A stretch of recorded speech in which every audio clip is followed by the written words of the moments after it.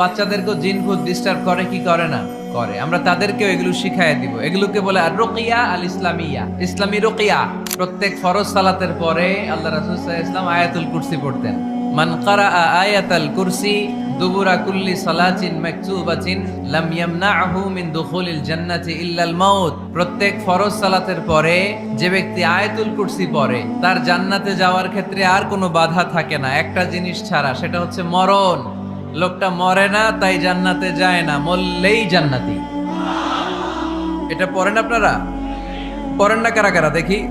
আপনারা পড়েন না, কাল থেকে পড়বেন ইনশাআল্লাহ। পড়েন।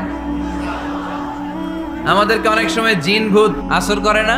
তো এই জিন ভূত যাদেরকে ডিস্টার্ব করে তারা বেশি বেশি আয়াতুল কুরসি পড়বেন।